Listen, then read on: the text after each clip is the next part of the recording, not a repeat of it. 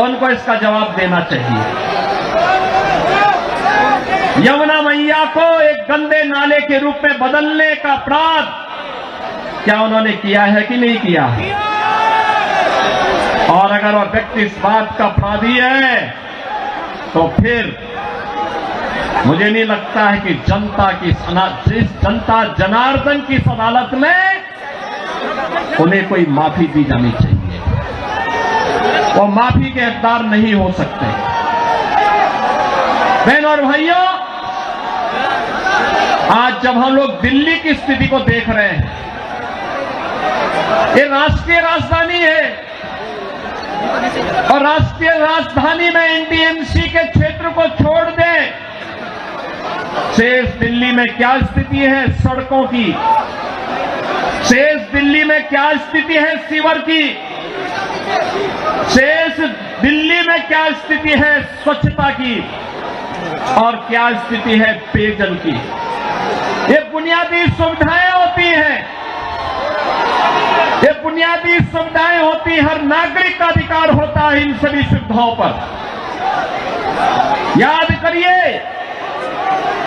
करिए, आज से एक दशक पहले तक लोग याद करते थे, सुविधा प्राप्त करने के लिए दिल्ली आने की बात करते थे, सुविधाओं के लिए दिल्ली आते थे। अच्छी सड़क देखनी हो, मॉडल देखना हो, मेट्रो का मॉडल जो सरदार अटल बिहारी वाजपेयी जी ने प्रारंभ किया था, उसे देखने के लिए पूरा देश दिल्ली आता था। सड़कों की बात होती थी, दिल्ली आता था। स्वच्छता की बात होती थी, दिल्ली आता था। कोई नया कार्य होता था, उसको देखने के लिए लोग दिल्ली आते थे। लेकिन बहनों और भाइयों, आज क्या स्थिति है, क्या बना दिया है? सड़क पे गड्ढा है या गड्ढे में सड़क है, कोई पता ही नहीं लग रहा है। मैं जब से चल रहा हूं यही दिल्ली के अंदर देख रहा हूं। बहनों और भाइयों, ये हमने खिलवाड़ करने की छूट एक व्यक्ति को और उनके गिरोह को क्यों दे दी है? स्वच्छता की स्थिति कितनी दुर्गतिपूर्ण है। कूड़ा का ढेर पड़ा हुआ है, गंदगी का ढेर बना हुआ है। दिल्ली राष्ट्रीय राजधानी के अंदर इस प्रकार की दुर्गति हो, सीवर बह रहा सड़कों पर, हमारे वाहनों को भी उसी सीवर के बहते हुए सीवर से गुजरना पड़ा। और अभी तो पेयजल का भीषण संकट आने वाला है। दिल्ली में आम आदमी पार्टी की सरकार का पाप का भुक्तभोगी हमारी पावन मथुरा वृंदावन के श्रद्धालुओं को और संतों को भी उठाना पड़ता है। वहां मां गंगा एक गंदे नाले में बदल करके जाती है। जब भी नमामि गंगे परियोजना के अंतर्गत मां यमुना की शुद्धता की बात आई, स्वच्छता की बात आई, तो अरविंद केजरीवाल एंड कंपनी ने कोई सहयोग नहीं किया। ये सहयोग नहीं करना चाहते, कोई विकास का कार्य नहीं करना चाहते, किसी विकास की परियोजना का मौके पे जाकर के भौतिक सत्यापन नहीं करना चाहते, जनता को बुनियादी सुविधा मिले, उसका अधिकार प्राप्त हो, ये वे काम नहीं करना चाहते। इनका तो एक ही कार्य है, प्रातः काल होते ही सोशल मीडिया पर झूठे ट्वीट करना, झूठी फिल्मों का प्रदर्शन करना, झूठे प्रेस वक्तव्य और प्रेस वार्ता के माध्यम से केवल गुमराह करने वाले वक्तव्यों को देना। जितना समय झूठ बोलने की एटीएम के रूप में आम आदमी पार्टी और उनके नेता समय बर्बाद करते हैं, ये झूठ का एटीएम बनने की बजाय अगर उन्होंने जनता की जन सुविधा और विकास के बारे में सोचा होता तो 10 वर्ष में दिल्ली की कायाकल्प हो गई होती, दिल्ली बदल गई होती। लेकिन बहन और भाइयों, दिल्ली बदलने की नहीं, इन लोगों ने दिल्ली को तो एक कूड़ा घर बना दिया है, दिल्ली को व्यवस्था का एक अड्डा बना दिया है। आजकल मैं सुन रहा हूं अपने भाषणों में से अरविंद केजरीवाल जी बार बार उत्तर प्रदेश की चर्चा कर रहे हैं, लेकिन उनको भूलना नहीं चाहिए अब मॉडल के रूप में उत्तर प्रदेश को लोग देख रहे हैं। मैं पूछना चाहता हूं, दिल्ली के अंदर भी ओखला औद्योगिक क्षेत्र है और पिछले 10 वर्ष में उद्योग ना के बराबर लगे हैं, कोई सुविधा नहीं, कोई सुविधा नहीं। आम आदमी पार्टी ने एक सुनियोजित साजिश के अंतर्गत ओखला दिल्ली के अंदर उद्योग तो नहीं लगने दिए, कोई रुचि भी नहीं ली, लेकिन इसमें बांग्लादेशी घुसपैठियों को, रोहिंग्या को जरूर बसाने का काम किया है। आम आदमी पार्टी के नेताओं के घर में आधार बनाने की मशीन के माध्यम से आधार बांटे जाते हैं इन बांग्लादेशी घुसपैठियों को, और दूसरी तरफ उत्तर प्रदेश में न्यू ओखला के रूप में नोएडा की तस्वीर भी आप सबके सामने है। आज आप जाइए दिल्ली की सड़कों को और नोएडा की सड़कों को जाकर के देखो, जमीन आसमान का अंतर नजर आएगा। दिल्ली की सड़कों को और गाजियाबाद की सड़कों को जाकर के देखो, जमीन आसमान का अंतर नजर आएगा।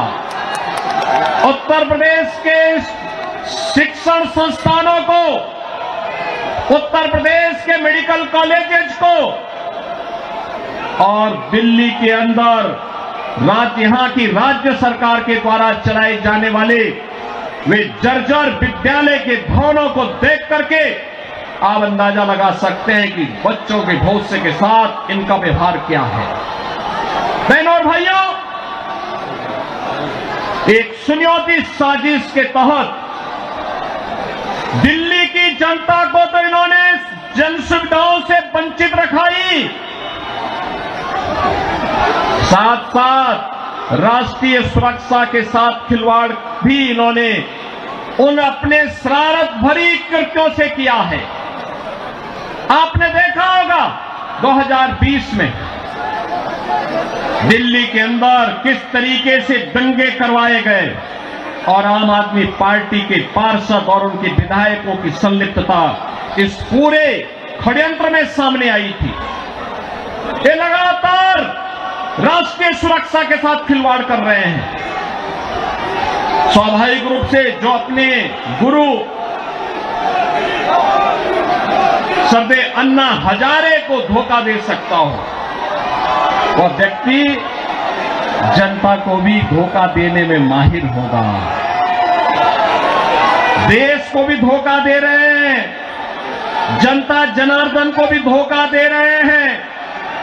लगातार अपने वक्तव्यों के माध्यम से ऐसे ऐसे वक्तव्य जारी कर रहे हैं जिसमें अब मैं विश्वास के साथ कह सकता हूं कि दिल्ली की जनता आने वाली नहीं है, और मैं यही अनुरोध करने के लिए आया हूं।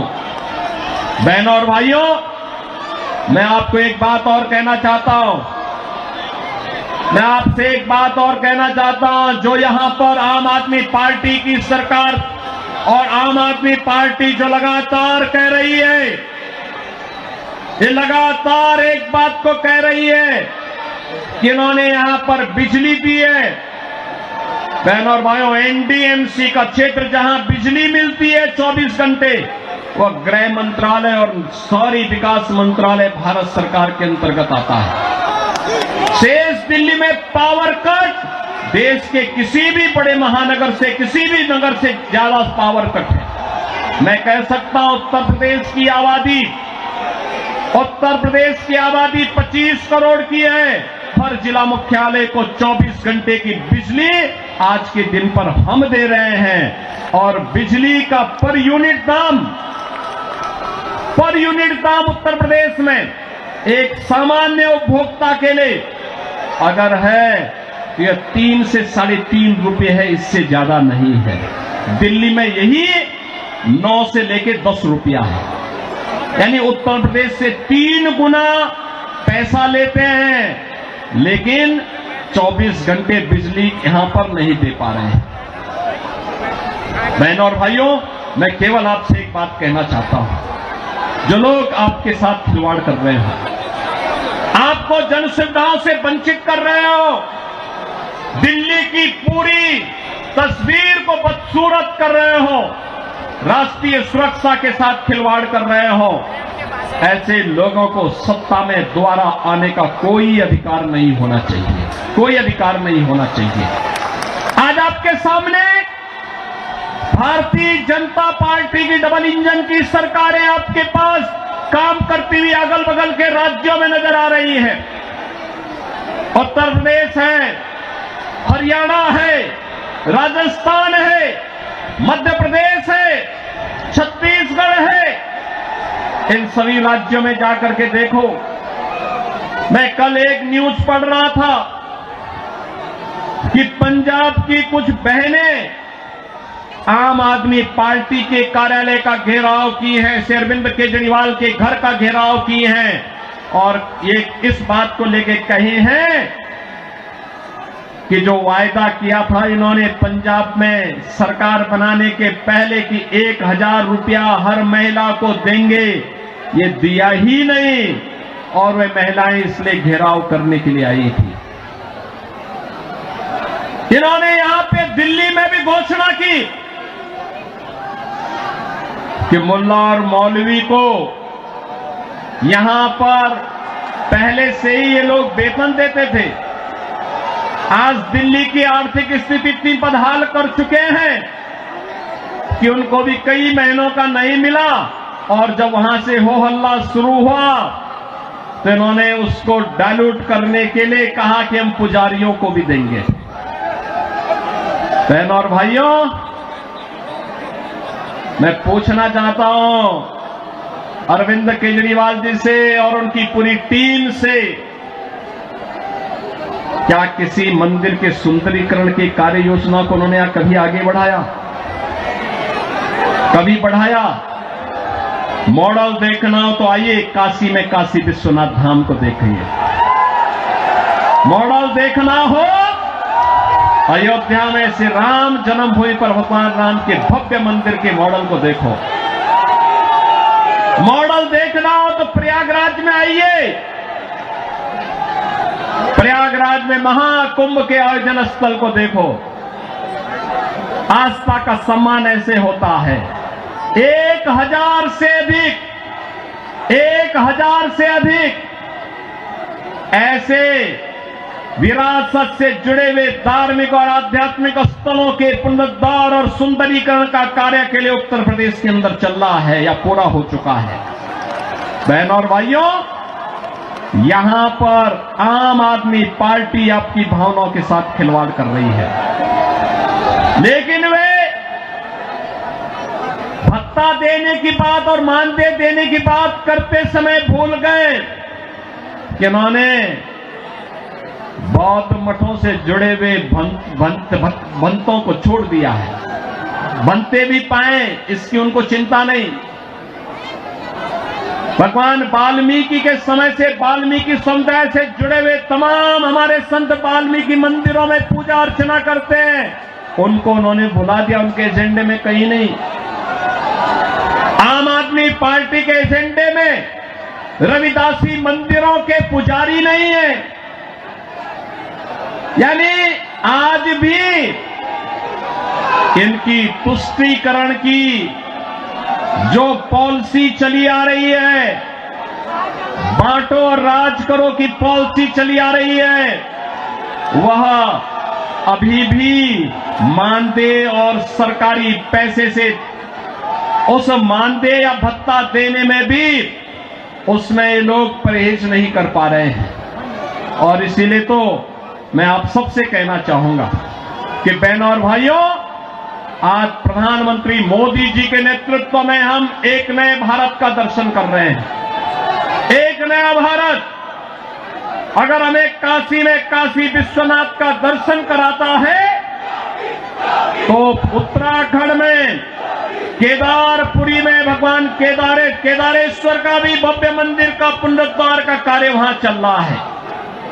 मध्य प्रदेश में महाकाल का महालोक है तो उत्तर प्रदेश के विंध्यवासिनी में मां विंध्यवासिनी का धाम भी एक नए कॉरिडोर के रूप में विकसित हुआ है। अयोध्या में 500 वर्षों के बाद फिर से रामलला विराजमान हो गए हैं और इस अवसर पर मैं आप सबसे अपील करना चाहूंगा, यह समय है जैसे उत्तर प्रदेश डबल इंजन सरकार का लाभ प्राप्त कर रहा है, एक साथ एक स्वर में सभी सरकारें मिल करके विकास को ध्यान में रख करके, युवाओं के भविष्य को ध्यान में रख करके, अन्नदाता किसानों के भविष्य को ध्यान में रख करके, बहन और बेटियों की सुरक्षा को ध्यान में रख करके, व्यापारियों की सुरक्षा को ध्यान में रख करके अपना कार्य कर रही है। ऐसे ही दिल्ली के अंदर भी भारतीय जनता पार्टी नेतृत्व की डबल इंजन सरकार आनी चाहिए और डबल इंजन सरकार की शुरुआत आपने कर ली है। आपने कर ली है। याद करिए, जब से अरविंद केजरीवाल और उनके मंत्रियों को भ्रष्टाचार के मामले में जेल में बंद किया गया था, जेल से जमानत पे छूटने के बाद इन्होंने कहा था कि जनता जनार्दन फैसला करेगी। अरे जनता जनार्दन ने तो लोकसभा चुनाव में फैसला कर दिया है। दिल्ली में 100% रिजल्ट प्रधानमंत्री मोदी जी के साथ रहा। चंदौलिया जी को आपने यहां से अपना सांसद चुन करके भेजा है, देश की संसद में भेजा है, तो जनता जनार्दन तो अपना फैसला कर ही चुकी है। और इस विधानसभा चुनाव में भी जनता जनार्दन फैसला करने को पूरी तत्परता के साथ खड़ी है। और इसी में मैं आपसे अपील करने के लिए आया हूं कि बहनों और भाइयों, इस किराड़ी विधानसभा क्षेत्र से भारतीय जनता पार्टी ने अपने कर्मठ कार्यकर्ता को, जिनका एक ही ध्येय है और वह है कि इस किराड़ी विधानसभा क्षेत्र को एक विकसित विधानसभा क्षेत्र के रूप में विकसित करना। यहां के लोकप्रिय सांसद श्री चंदौलिया जी के साथ मिलकर के अच्छी सड़कें देना, सीवर लाइन बिछाना, पेयजल की पुख्ता व्यवस्था करना, स्ट्रीट लाइट को दुरुस्त करना, साफ सफाई और स्वच्छता के मानक पर एक आदर्श विधानसभा के रूप में विकसित होना, बहन और बेटियों को सुरक्षा प्रदान करना, युवाओं के लिए रोजगार के अवसर उपलब्ध करवाना, उत्तम शिक्षा के, उत्तम स्वास्थ्य के केंद्र को बेहतरीन तरीके से, मॉडल तरीके से संचालित करने का कार्य, और इसको करने के लिए यहां पर राम भक्त बजरंग बली के रूप में बजरंग शुक्ला आपके बीच में उपस्थित हैं, भारतीय जनता पार्टी के प्रत्याशी के रूप में। मेरी आप सबसे अपील है कि डबल इंजन सरकार से ही दिल्ली की कायाकल्प होगी और डबल इंजन सरकार के प्रतिनिधि के रूप में बजरंग शुक्ला को दिल्ली विधानसभा में चुन करके भेजें। आप सब भेजेंगे? भेजेंगे? जनता जनार्दन का आशीर्वाद इस बजरंग शुक्ला को प्राप्त होगा। दोनों हाथ उठा करके अपना आशीर्वाद देकर के बोलिए। जहां तक मेरी आवाज जा रही है, घरों के ऊपर भी लोग बैठे हुए हैं, सभी से मेरी अपील है, जहां तक मेरी आवाज जा रही है, घर के ऊपर हो, सड़क हो, अगल बगल हो, जहां तक मेरी आवाज जा रही है, बजरंग शुक्ला को आप आशीर्वाद देंगे, दिल्ली के कूड़े से निजात पाएंगे, ये झूठ बोलने की एटीएम मशीन से मुक्ति पाएंगे, यमुना मैया की शुद्धि के अभियान में सहभागी बनेंगे। तो मेरे साथ बोलेंगे, जय श्री राम, जय जय श्री राम। माता की, भारत माता की, भारत माता की। वंदे वंदे वंदे। नमः पार्वती पतये हर हर। भारतीय जनता पार्टी के जिला के अध्यक्ष लाइव कटा हुआ सवाल श्री राम सिया शरण जी, लोकप्रिय सांसद श्री योगेंद्र चंदौलिया जी, भारतीय जनता पार्टी के लोकप्रिय प्रत्याशी श्री बजरंग शुक्ला जी, थोड़ा सा भाई साहब, जिला प्रभारी श्री योगेश आत्रे जी, विधानसभा प्रभारी विनोद भारद्वाज जी, लोकेश प्रजापति जी, ये आगे वाले तो बैठेंगे। मंच पर उपस्थित भारतीय जनता पार्टी के सभी पदाधिकारीगण,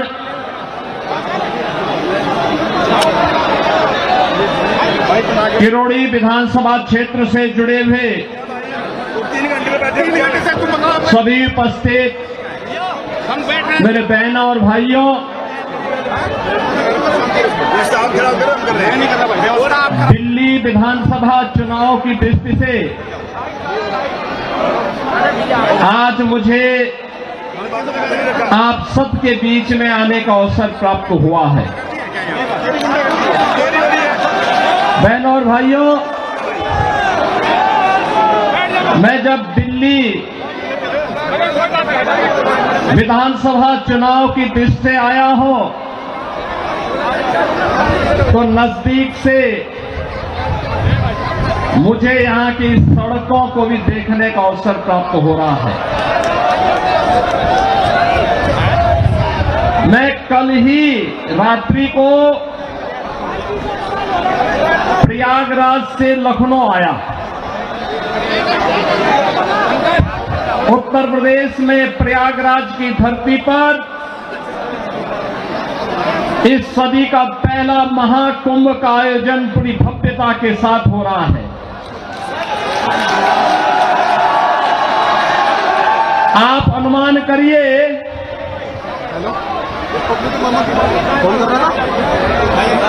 13 जनवरी से पौष पूर्णिमा से और आज 23 जनवरी तक इन 10 दिनों में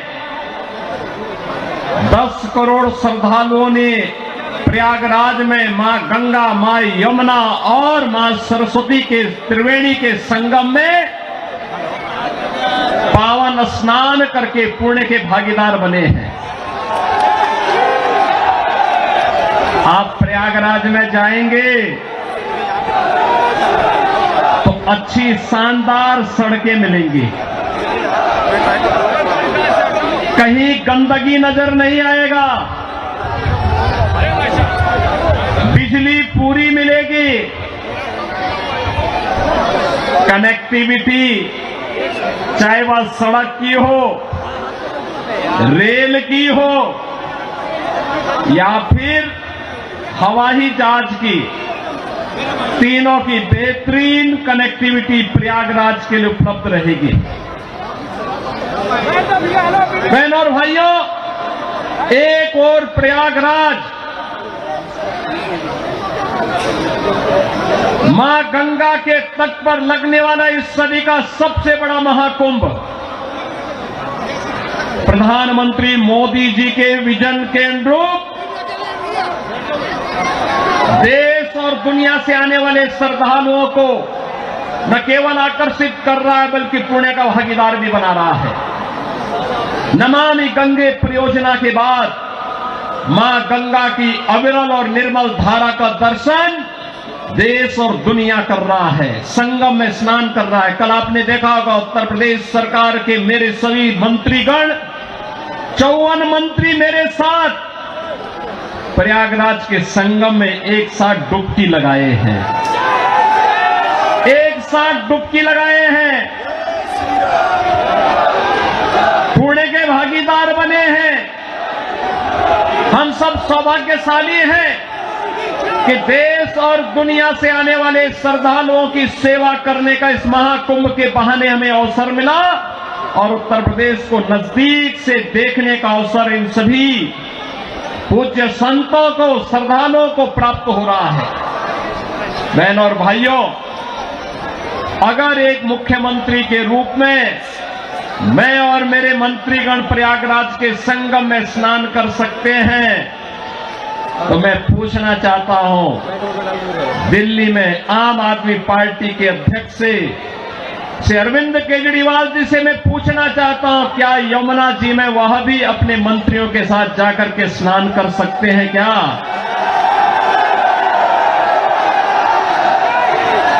अगर उनमें नैतिक साहस है तो उनको इसका जवाब देना चाहिए।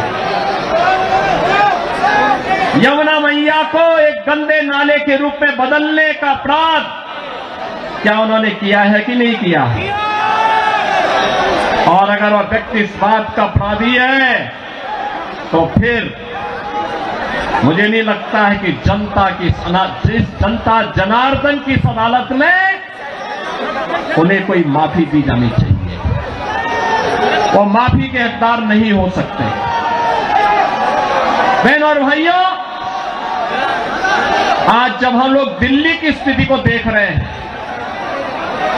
ये राष्ट्रीय राजधानी है और राष्ट्रीय राजधानी में एनडीएमसी के क्षेत्र को छोड़ दें, शेष दिल्ली में क्या स्थिति है सड़कों की, शेष दिल्ली में क्या स्थिति है सीवर की, शेष दिल्ली में क्या स्थिति है स्वच्छता की और क्या स्थिति है पेयजल की।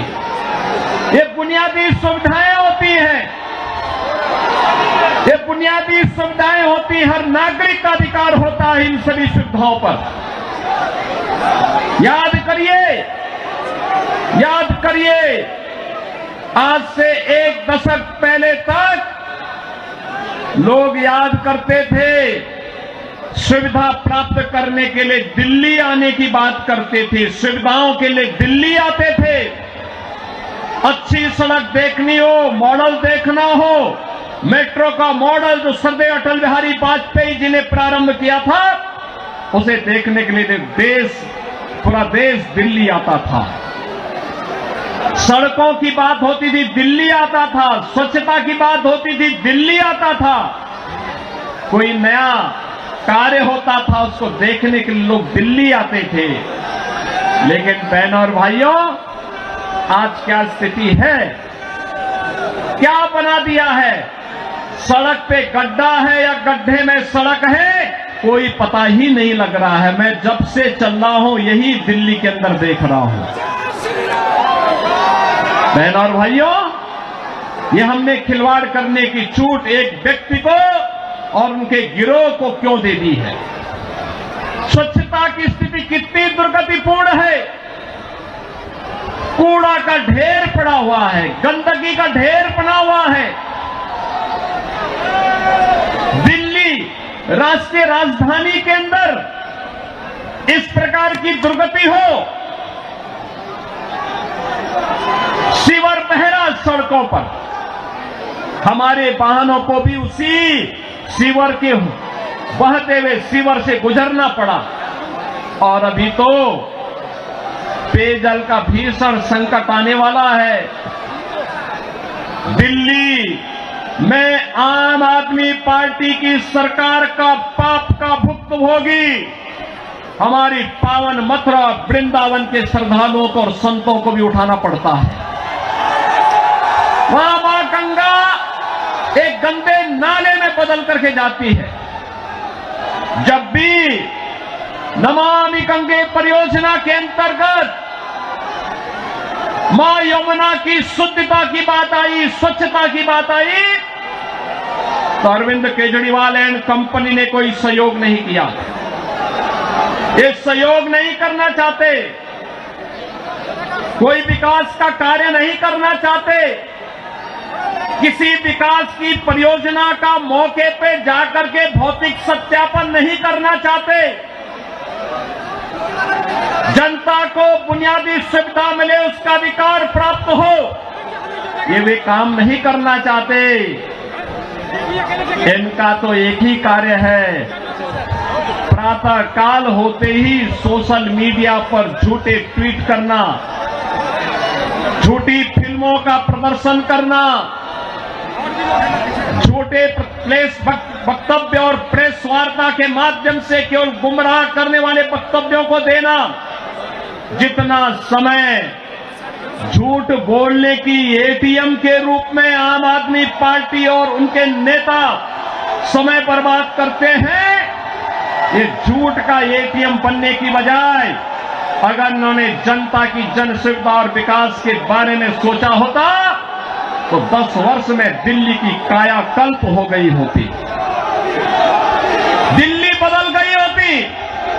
लेकिन बहन और भाइयों, दिल्ली बदलने की नहीं, इन लोगों ने दिल्ली को तो एक कूड़ा घर बना दिया है, दिल्ली को अव्यवस्था का एक अड्डा बना दिया है। आजकल मैं सुन रहा हूं अपने भाषणों में से अरविंद केजरीवाल जी बार बार उत्तर प्रदेश की चर्चा कर रहे हैं, लेकिन उनको भूलना नहीं चाहिए अब मॉडल के रूप में उत्तर प्रदेश को लोग देख रहे हैं। मैं पूछना चाहता हूं, दिल्ली के अंदर भी ओखला औद्योगिक क्षेत्र है और पिछले 10 वर्ष में उद्योग ना के बराबर लगे हैं, कोई सुविधा नहीं, कोई सुविधा नहीं। आम आदमी पार्टी ने एक सुनियोजित साजिश के अंतर्गत ओखला दिल्ली के अंदर उद्योग तो नहीं लगने दिए, कोई रुचि भी नहीं ली, लेकिन इसमें बांग्लादेशी घुसपैठियों को, रोहिंग्या को जरूर बसाने का काम किया है। आम आदमी पार्टी के नेताओं के घर में आधार बनाने की मशीन के माध्यम से आधार बांटे जाते हैं इन बांग्लादेशी घुसपैठियों को, और दूसरी तरफ उत्तर प्रदेश में न्यू ओखला के रूप में नोएडा की तस्वीर भी आप सबके सामने है। आज आप जाइए दिल्ली की सड़कों को और नोएडा की सड़कों को जाकर के देखो, जमीन आसमान का अंतर नजर आएगा। दिल्ली की सड़कों को और गाजियाबाद की सड़कों को जाकर के देखो, जमीन आसमान का अंतर नजर आएगा। उत्तर प्रदेश के शिक्षण संस्थानों को, उत्तर प्रदेश के मेडिकल कॉलेजेस को और दिल्ली के अंदर यहां की राज्य सरकार के द्वारा चलाए जाने वाले वे जर्जर विद्यालय के भवनों को देख करके आप अंदाजा लगा सकते हैं कि बच्चों के भविष्य के साथ इनका व्यवहार क्या है। बहनों और भाइयों, एक सुनियोजित साजिश के तहत दिल्ली की जनता को तो इन्होंने जन सुविधाओं से वंचित रखा ही, साथ साथ राष्ट्रीय सुरक्षा के साथ खिलवाड़ भी इन्होंने उन अपने शरारत भरी कृत्यों से किया है। आपने देखा होगा 2020 में दिल्ली के अंदर किस तरीके से दंगे करवाए गए और आम आदमी पार्टी के पार्षद और उनके विधायकों की संलिप्तता इस पूरे षड्यंत्र में सामने आई थी। ये लगातार राष्ट्रीय सुरक्षा के साथ खिलवाड़ कर रहे हैं। स्वाभाविक रूप से जो अपने गुरु सरदे अन्ना हजारे को धोखा दे सकता हो, वह व्यक्ति जनता को भी धोखा देने में माहिर होगा। देश को भी धोखा दे रहे हैं, जनता जनार्दन को भी धोखा दे रहे हैं। लगातार अपने वक्तव्यों के माध्यम से ऐसे ऐसे वक्तव्य जारी कर रहे हैं जिसमें अब मैं विश्वास के साथ कह सकता हूं कि दिल्ली की जनता आने वाली नहीं है। और मैं यही अनुरोध करने के लिए आया हूं। बहनों और भाइयों, मैं आपको एक बात और कहना चाहता हूं। मैं आपसे एक बात और कहना चाहता हूं। जो यहां पर आम आदमी पार्टी की सरकार और आम आदमी पार्टी जो लगातार कह रही है, ये लगातार एक बात को कह रही है कि इन्होंने यहां पर बिजली दी है। बहनों और भाइयों, एनडीएमसी का क्षेत्र जहां बिजली मिलती है 24 घंटे, वह गृह मंत्रालय और शहरी विकास मंत्रालय भारत सरकार के अंतर्गत आता है। शेष दिल्ली में पावर कट देश के किसी भी बड़े महानगर से, किसी भी नगर से ज्यादा पावर कट है। मैं कह सकता हूं उत्तर प्रदेश की आबादी 25 करोड़ की है। हर जिला मुख्यालय को 24 घंटे की बिजली आज के दिन पर हम दे रहे हैं। और बिजली का पर यूनिट दाम उत्तर प्रदेश में एक सामान्य उपभोक्ता के लिए अगर है तो यह 3 से 3.5 रुपए है, इससे ज्यादा नहीं है। दिल्ली में यही 9 से लेकर 10 रुपया है। यानी उत्तर प्रदेश से 3 गुना पैसा लेते हैं, लेकिन 24 घंटे बिजली यहां पर नहीं दे पा रहे हैं। बहनों और भाइयों, मैं केवल आपसे एक बात कहना चाहता हूं। जो लोग आपके साथ खिलवाड़ कर रहे हो, आपको जन सुविधाओं से वंचित कर रहे हो, दिल्ली की पूरी तस्वीर को बदसूरत कर रहे हो, राष्ट्रीय सुरक्षा के साथ खिलवाड़ कर रहे हो, ऐसे लोगों को सत्ता में दोबारा आने का कोई अधिकार नहीं होना चाहिए। कोई अधिकार नहीं होना चाहिए। आज आपके सामने भारतीय जनता पार्टी की डबल इंजन की सरकारें आपके पास काम करती हुई अगल बगल के राज्यों में नजर आ रही है। उत्तर प्रदेश है, हरियाणा है, राजस्थान है, मध्य प्रदेश है, छत्तीसगढ़ है। इन सभी राज्यों में जाकर के देखो। मैं कल एक न्यूज पढ़ रहा था कि पंजाब की कुछ बहनें आम आदमी पार्टी के कार्यालय का घेराव की है, श्री अरविंद केजरीवाल के घर का घेराव की हैं और ये इस बात को लेके कही हैं कि जो वायदा किया था इन्होंने पंजाब में सरकार बनाने के पहले कि 1000 रुपया हर महिला को देंगे, ये दिया ही नहीं और वे महिलाएं इसलिए घेराव करने के लिए आई थी। इन्होंने यहां पे दिल्ली में भी घोषणा की कि मुल्ला और मौलवी को यहां पर पहले से ही ये लोग वेतन देते थे। आज दिल्ली की आर्थिक स्थिति इतनी बदहाल कर चुके हैं कि उनको भी कई महीनों का नहीं मिला और जब वहां से हो हल्ला शुरू हुआ तो इन्होंने उसको डाइल्यूट करने के लिए कहा कि हम पुजारियों को भी देंगे। बहनों और भाइयों, मैं पूछना चाहता हूं अरविंद केजरीवाल जी से और उनकी पूरी टीम से, क्या किसी मंदिर के सुंदरीकरण की कार्य योजना को उन्होंने कभी आगे बढ़ाया? कभी बढ़ाया? मॉडल देखना हो तो आइए काशी में काशी विश्वनाथ धाम को देखिए। मॉडल देखना हो अयोध्या में श्री राम जन्मभूमि पर भगवान राम के भव्य मंदिर के मॉडल को देखो। मॉडल देखना हो तो प्रयागराज में आइए। प्रयागराज में महाकुंभ के आयोजन स्थल को देखो। आस्था का सम्मान ऐसे होता है।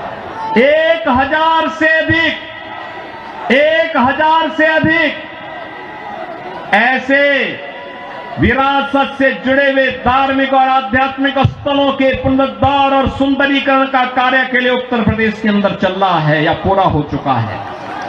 बहनों और भाइयों, यहां पर आम आदमी पार्टी आपकी भावनाओं के साथ खिलवाड़ कर रही है, लेकिन वे भत्ता देने की बात और मानदेय देने की बात करते समय भूल गए कि उन्होंने बौद्ध मठों से जुड़े हुए भंतों को छोड़ दिया है। बनते भी पाए इसकी उनको चिंता नहीं।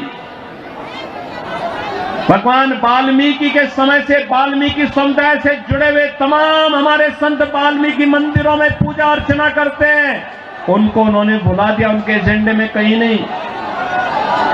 आम आदमी पार्टी के एजेंडे में रविदासी मंदिरों के पुजारी नहीं है। यानी आज भी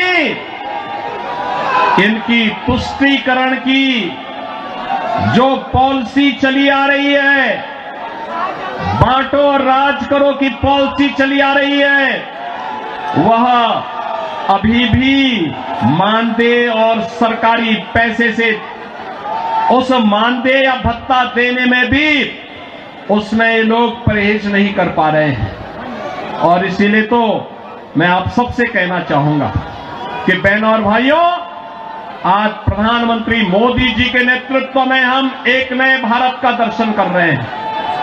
एक नया भारत अगर हमें काशी में काशी विश्वनाथ का दर्शन कराता है तो उत्तराखंड में केदारपुरी में भगवान केदारेश्वर का भी भव्य मंदिर का पुनरुद्धार का कार्य वहां चल रहा है।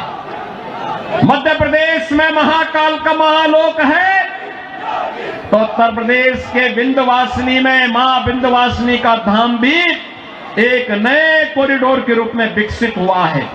अयोध्या में 500 वर्षों के बाद फिर से रामलला विराजमान हो गए हैं। और इस अवसर पर मैं आप सबसे अपील करना चाहूंगा, यह समय है जैसे उत्तर प्रदेश डबल इंजन सरकार का लाभ प्राप्त कर रहा है, एक साथ एक स्वर में सभी सरकारें मिल करके विकास को ध्यान में रख करके, युवाओं के भविष्य को ध्यान में रख करके, अन्नदाता किसानों के भविष्य को ध्यान में रख करके, बहन और बेटियों की सुरक्षा को ध्यान में रख करके, व्यापारियों की सुरक्षा को ध्यान में रख करके अपना कार्य कर रही है।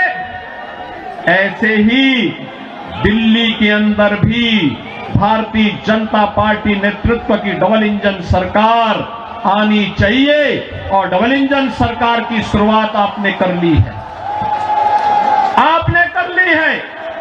याद करिए, जब से अरविंद केजरीवाल और उनके मंत्रियों को भ्रष्टाचार के मामले में जेल में बंद किया गया था, जेल से जमानत पे छूटने के बाद इन्होंने कहा था कि जनता जनार्दन फैसला करेगी। अरे जनता जनार्दन ने तो लोकसभा चुनाव में फैसला कर लिया है। दिल्ली में 100% रिजल्ट प्रधानमंत्री मोदी जी के साथ रहा। चंदौलिया जी को आपने यहां से अपना सांसद चुन करके भेजा, देश की संसद में भेजा है।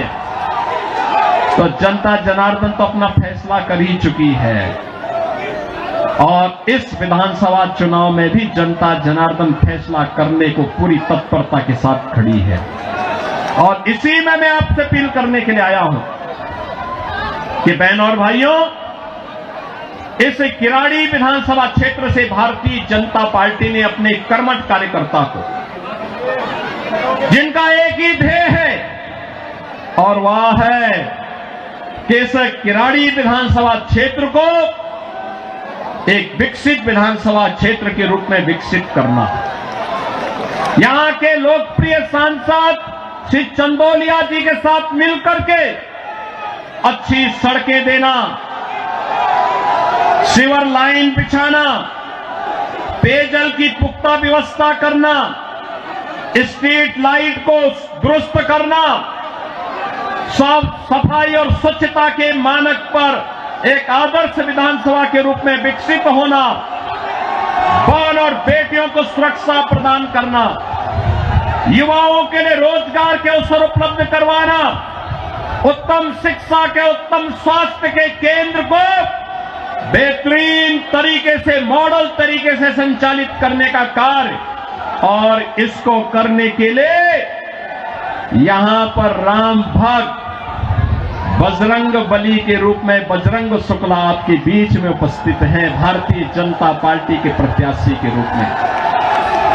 मेरी आप सबसे अपील है कि डबल इंजन सरकार से ही दिल्ली की कायाकल्प होगी और डबल इंजन सरकार के प्रतिनिधि के रूप में बजरंग शुक्ला को दिल्ली विधानसभा में चुन करके भेजें।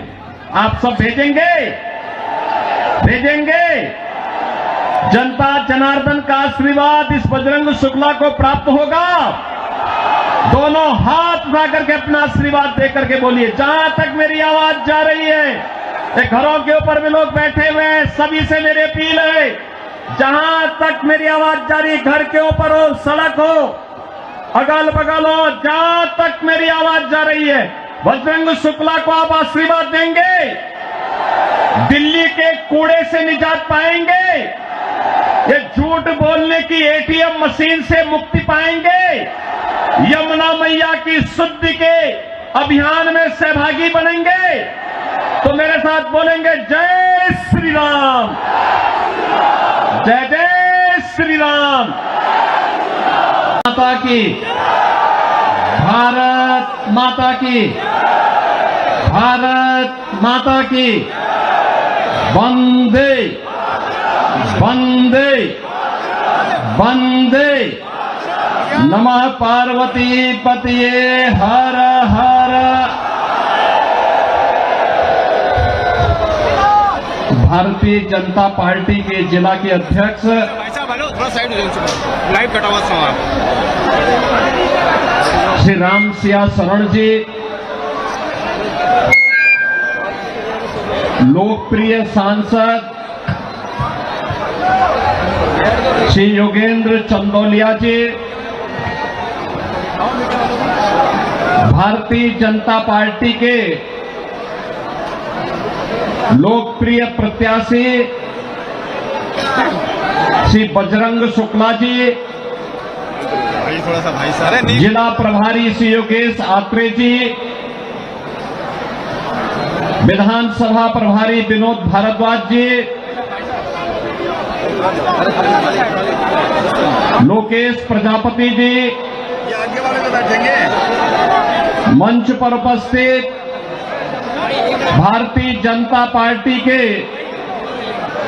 सभी पदाधिकारीगण,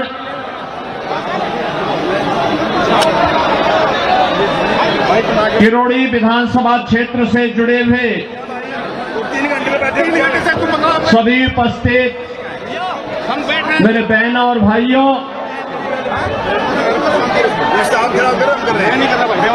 दिल्ली विधानसभा चुनाव की दृष्टि से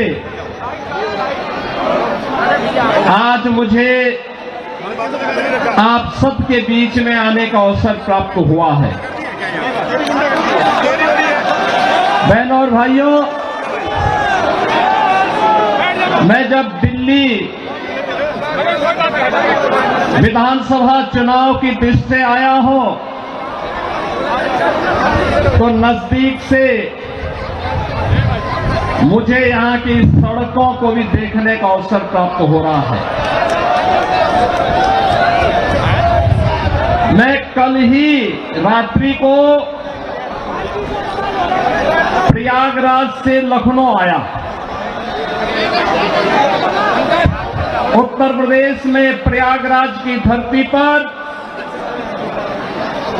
इस सदी का पहला महाकुंभ का आयोजन पूरी भव्यता के साथ हो रहा है। आप अनुमान करिए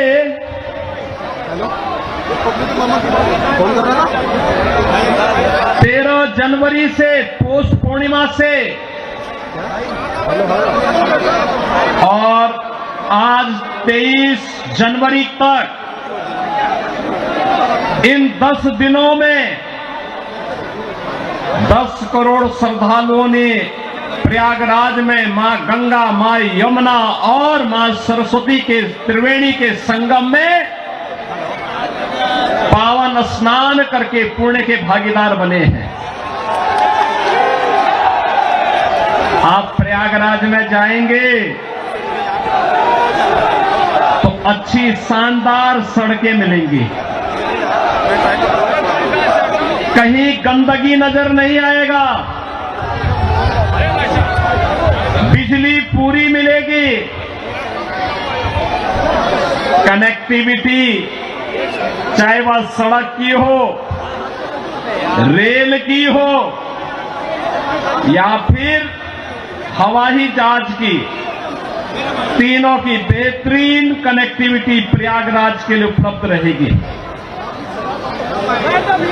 बहनों और भाइयों, एक और प्रयागराज मां गंगा के तट पर लगने वाला इस सदी का सबसे बड़ा महाकुंभ, प्रधानमंत्री मोदी जी के विजन के अनुरूप देश और दुनिया से आने वाले श्रद्धालुओं को न केवल आकर्षित कर रहा है बल्कि पुण्य का भागीदार भी बना रहा है। नमामि गंगे परियोजना के बाद मां गंगा की अविरल और निर्मल धारा का दर्शन देश और दुनिया कर रहा है, संगम में स्नान कर रहा है। कल आपने देखा होगा उत्तर प्रदेश सरकार के मेरे सभी मंत्रीगण, 54 मंत्री मेरे साथ प्रयागराज के संगम में एक साथ डुबकी लगाए हैं, एक साथ डुबकी लगाए हैं, पुण्य के भागीदार बने हैं। हम सब सौभाग्यशाली हैं कि देश और दुनिया से आने वाले श्रद्धालुओं की सेवा करने का इस महाकुंभ के बहाने हमें अवसर मिला और उत्तर प्रदेश को नजदीक से देख